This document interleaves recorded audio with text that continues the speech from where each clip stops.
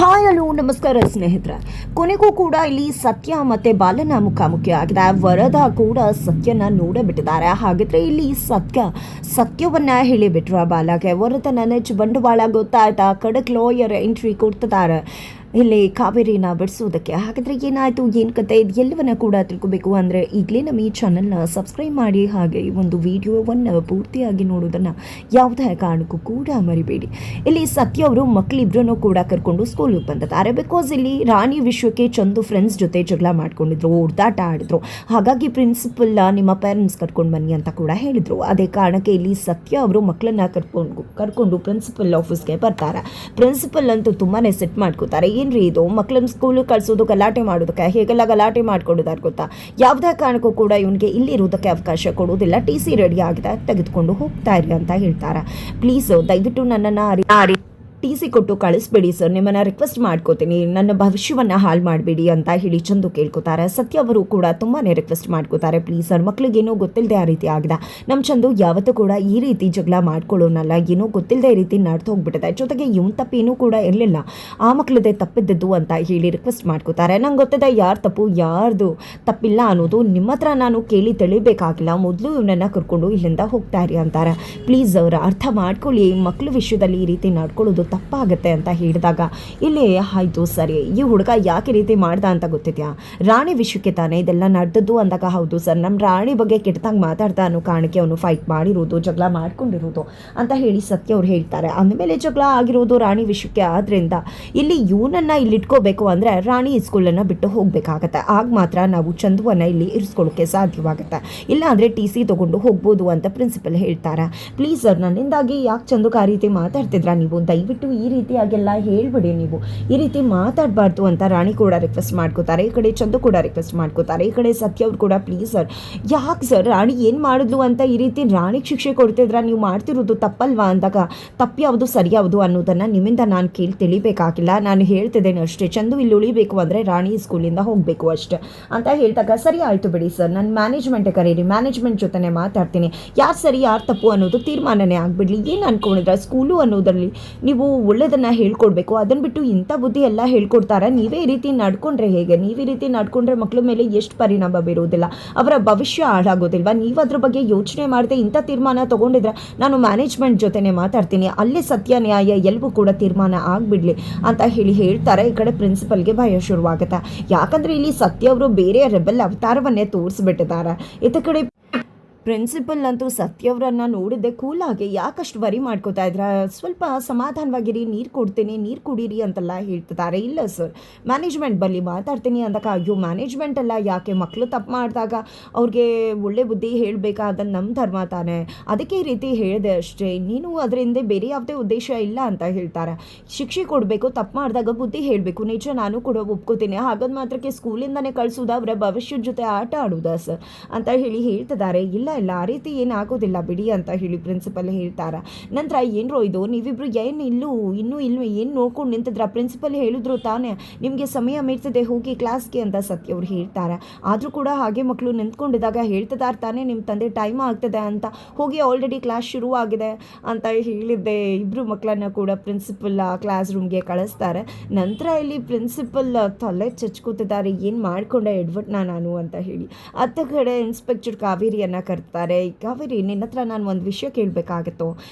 ಆ ವರದ ಅನ್ನೋರು ಯಾಕೆ ನಿನ್ನ ಪದೇ ಪದೇ ಭೇಟಿ ಮಾಡೋಕ್ಕೆ ಬರ್ತಿದ್ದಾರೆ? ನಿಜ ಹೇಳಬೇಕು ಅಂದರೆ ಅವ್ರು ನಿನ್ನದನ್ನ ಭೇಟಿ ಮಾಡೋದಕ್ಕೆ ಹೈಯರ್ ಅಥಾರಿಟೀಸಿಂದ ಪರ್ಮಿಷನ್ ತೊಗೊಂಡು ಬರ್ತಿದ್ದಾರೆ. ನಿಜಕ್ಕೂ ಅವ್ರು ಯಾರು? ನಿನಗೆ ಏನಾಗಬೇಕು? ನನಗೆ ಯಾಕೋ ಡೌಟ್ ಬರ್ತದೆ. ನಿನ್ನನ್ನು ಭೇಟಿ ಮಾಡೋದಕ್ಕೆ ಪದೇ ಪದೇ ಬರ್ತಿದ್ದಾರೆ. ಇದನ್ನೆಲ್ಲ ನೋಡಿದ್ರೆ ಇವತ್ತು ನೀನು ಇಲ್ಲಿರೋದಕ್ಕೆ ಅವರೇ ಕಾರಣನ? ಅವರಿಂದಾಗಿಯೇ ನೀನು ಇಲ್ಲಿ ಶಿಕ್ಷೆ ಅನುಭವಿಸ್ತಾ ಇರೋದು. ಹೇಳು ಕಾವೇರಿ ಅಂತ ಹೇಳಿ ಕೇಳ್ತಿದ್ದಾರೆ. ಯಾಕೆ ಅಂದರೆ ಈ ಕಾಂಚನ ಟ್ರೀಟ್ಮೆಂಟ್ಗೆ ಅವರೇ ಎಲ್ಲವನ್ನ ಕೂಡ ವಹಿಸ್ಕೊಂಡಿದ್ದಾರೆ. ಅದಕ್ಕೆ ನಂಗೆ ಡೌಟ್ ಬರ್ತದೆ. ಅವಳು ಇಲ್ಲಿದ್ದಾಗ ನಂಗೆ ತುಂಬ ತೊಂದರೆ ಕೊಡ್ತಿದ್ಲು, ಈಗಿನ ಅವಳು ಕೋಮಾದಲ್ಲಿದ್ದಾಳೆ, ಅವಳ ಟ್ರೀಟ್ಮೆಂಟನ್ನು ಅವ್ರ ಖರ್ಚನ್ನು ವಹಿಸ್ಕೊಂಡಿದ್ದಾರೆ ಅಂದರೆ ಇದನ್ನೆಲ್ಲ ನೋಡ್ತಾ ಇದ್ದರೆ ನನಗೆ ಡಾಟ್ಸ್ನೆಲ್ಲ ಲಿಂಕ್ ಮಾಡಿದಾಗ ಡೌಟ್ ಬಂತು. ಅದಕ್ಕೆ ಕೇಳ್ತಾ ಇದ್ದೀನಿ ಅಂದಾಗ ಅಯ್ಯೋ ಬಿಡಿ ಮೇಡಮ್, ಹಾಗೋಗಿರೋದನ್ನು ಯಾವುದೇ ರೀತಿಯಲ್ಲೂ ಚೇಂಜ್ ಮಾಡೋಕ್ಕಾಗೋದಿಲ್ಲ, ಮುಂದೆ ಆಗೋದನ್ನು ಬದಲಾಯಿಸೋಕ್ಕಾಗತ್ತಾ? ಈಗ ಏನು ಮಾಡ್ತಿದ್ದೀನೋ ಅದನ್ನು ಮಾಡಲೇಬೇಕು. ಅನುಭವಿಸಿರೋ ಶಿಕ್ಷೆ ಏನಾದರೂ ಇಲ್ಲವಾಗತ್ತಾ? ಮುಂದೆ ಶಿಕ್ಷೆ ತಪ್ಪು ಹೋಗುತ್ತಾ? ಇಲ್ಲ ತಾನೆ ಅಂತ ಹೇಳಿ ಹೇಳಿದಾಗ ಇಷ್ಟೊಂದು ಒಳ್ಳೆಯವಳು ಆಗಬೇಡ ಕಾವೇರಿ, ಇಷ್ಟೊಂದು ಒಳ್ಳೆಯವಳು ಆಗೋದ್ರಿಂದ ನಿನಗೆ ತೊಂದರೆ ಆಗತ್ತೆ ಅಂತ ಹೇಳಿ ಇನ್ಸ್ಪೆಕ್ಟರ್ ಸಬ್ ಜೈಲರ್ ಹೇಳ್ತಿದ್ದಾರೆ. ನಿನಗೆ ಹೇಳೋದಕ್ಕೆ ಇಷ್ಟ ಇಲ್ಲ ಅಂದರೆ ಪರವಾಗಿಲ್ಲ ಬಿಡು, ಹೇಳಬೇಡ ಅಂತ ಕೂಡ ತಿಳಿಸ್ತಾರೆ. ಅದು ಹಾಗಲ್ಲ ಮೇಡಮ್, ಯಾವುದೇ ರೀತಿಯಲ್ಲೂ ಏನನ್ನು ಕೂಡ ಬದಲಾಯಿಸೋದಕ್ಕಾಗೋದಿಲ್ಲ. ನನಗೆ ಈಗ ಮುಖ್ಯವಾಗಿರೋದು ನನ್ನ ಮಗಳು ಭವಿಷ್ಯ ಮಾತ್ರ. ನನ್ನ ಮಗಳು ಚೆನ್ನಾಗಿರಬೇಕು, ಅವಳ ಭವಿಷ್ಯವನ್ನು ಒಳ್ಳೆ ರೀತಿ ರೂಪಿಸಬೇಕು, ಅಷ್ಟೇ ನನ್ನ ಮನಸ್ಸಲ್ಲಿರೋದು. ಅದಕ್ಕೆ ಹೊರತಾಗಿ ಬೇರೆ ಏನೂ ಕೂಡ ಇಲ್ಲ ಅಂತ ಹೇಳಿ ಕಾವೇರಿ ಹೇಳ್ತಿರ್ತಾರೆ. ಅದನ್ನು ಅಲ್ಲೇ ಇರ್ತಕ್ಕಂಥ ನೀಲ ಅವರು ಕೇಳಿಸ್ಕೊತಿರ್ತಾರೆ. ಅದನ್ನು ಗಮನಿಸ್ತಾರೆ ಸಬ್ ಜೈಲರ್. ತಕ್ಷಣ ನೀಲನ ಕರೀತಾರೆ. ಏನು ಕೇಳಿಸ್ಕೊತಿದ್ಯಾ ನೀನು ಅಂದಾಗ, ಅದು ನನ್ನನ್ನು ಕರೆದ್ರು ಅಂತ ಹೇಳಿದ್ರು ಮೇಡಮ್, ಹಾಗಾಗಿ ಬಂದೆ ಅಂದಾಗ ನಿನ್ನನ್ನೆಲ್ಲ ಕರೆದಿದ್ದು, ಕಾವೇರಿನ ಕರೆದಿದ್ದು. ನೋಡು, ಇನ್ನು ಮುಂದೆ ನಿನ್ನ ಜೊತೆ ಆರ್ಗ್ಯಾನಿಕ್ ತರಕಾರಿಯನ್ನು ನೋಡ್ಕೊಳ್ಳೋದಕ್ಕೆ ಕಾವೇರಿ ಕೂಡ ಇರ್ತಾಳೆ ಅಂದಾಗ, ಏನು ಮೇಡಮ್ ಯಾಕೆ ನಾನು ತಪ್ಪ ಕೆಲಸ ಮಾಡ್ತಿದ್ದೇನೆ ಅಂದಾಗ, ನಿನ್ನ ಮೇಲೆ ನಂಗೆ ಡೌಟ್ ಇದೆ, ನೀನು ಏನಾದರೂ ಹೆಚ್ಚು ಕಡಿಮೆ ಮಾಡಬಹುದು ಅಂತ. ಅದಕ್ಕೆ ಕಾವೇರಿ ಇನ್ನು ಮುಂದೆ ನಿನ್ನ ಜೊತೆ ಇರ್ತಾಳೆ, ಏನಾದರೂ ಹೆಚ್ಚು ಕಡಿಮೆ ಆದರೆ ಅದಕ್ಕೆ ಏನು ಪನಿಷ್ಮೆಂಟ್ ತಗೋತೀಯಾ ಅಂತ ಗೊತ್ತಿದೆ ಅಲ್ವಾ ನಿನಗೆ ಅಂತ ಇನ್ಸ್ಪೆಕ್ಟರ್ ಜೈಲರ್ ಹೇಳ್ತಿದ್ದಾರೆ ಇಲ್ಲಿ ನೀಲಾ ಅವ್ರಿಗೆ.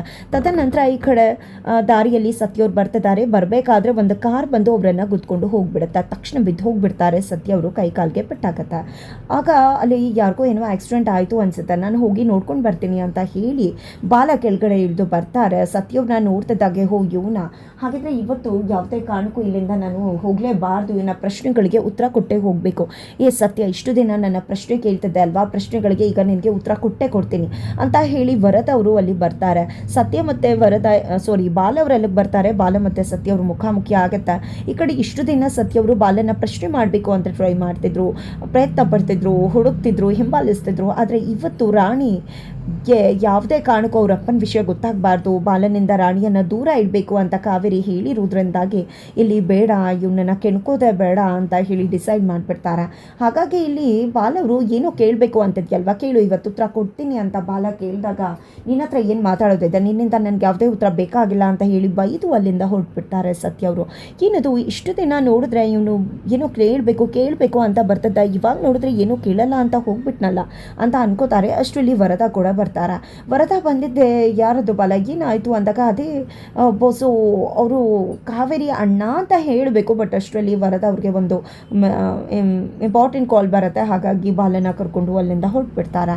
ಎತ್ತ ಕಡೆ ಹೆಂಡತಿ ಸರಳ ಅವರು ಮನೆ ಬಿಟ್ಟು ಹೋಗ್ತೀನಿ ಅಂತಿರ್ತಾರೆ. ಅಕ್ಕಪಕ್ಕದಲ್ಲಿ ನೋಡ್ದಂಥವ್ರು ಮನೆ ಬಿಟ್ಟು ಹೋಗ್ತಿದ್ಯಾ, ಸರಿಯಾಗಿ ಪಾಠ ಕಲಿಸು, ಹಿಂಗೆ ಅವತ್ತಿನ ಜಗಳ ಆಡಿದ್ಯಲ್ಲ, ಆ ಮೀನಾಕ್ಷಿ ಕೂಡ ಗಂಡನ ಬಿಟ್ಟು ಹೋಗಿದ್ಲು, ಅವಳು ಕರ್ಕೊಂಡೇ ಬರಲಿಲ್ಲ, ಅವನು ಬೇರೆ ಮದುವೆ ಆಗಿ ಬಂದುಬಿಟ್ಟ, ಮಕ್ಕಳನ್ನ ನೋಡ್ಕೊಳಕ್ಕಾಗ್ತಿಲ್ಲ ಯಾರು ಅಂತ ಹೇಳಿದಾಗ, ಅಯ್ಯೋ ನನ್ನ ಗಂಡನೂ ಹಾಗೆ ಮಾಡಿಬಿಟ್ರೆ ಅಂತ ಸರಳವ್ರು ಹೆದರ್ಕೋತಾರೆ. ಸತ್ಯ ಆ ರೀತಿ ಮಾಡೋರಲ್ಲ, ನಿಜವಾಗ್ಲೂ ಒಳ್ಳೆ ಮನುಷ್ಯರು ಅಂತ ಅವ್ರು ಹೇಳಿದ್ರು. ಇಲ್ಲಿ ಸರಳವ್ರಿಗೆ ಭಯ ಆಗುತ್ತೆ. ಹಾಗಾಗಿ ಗಂಟು ಮುಟ್ಟೆ ಕಟ್ಕೊಂಡು ಮನೆಯಿಂದ ಹೋಗಬೇಕು ಅಂದ್ಕೊಂಡವರು ಮತ್ತೆ ಮನೆಗೆ ವಾಪಸ್ ಆಗ್ತಾರೆ.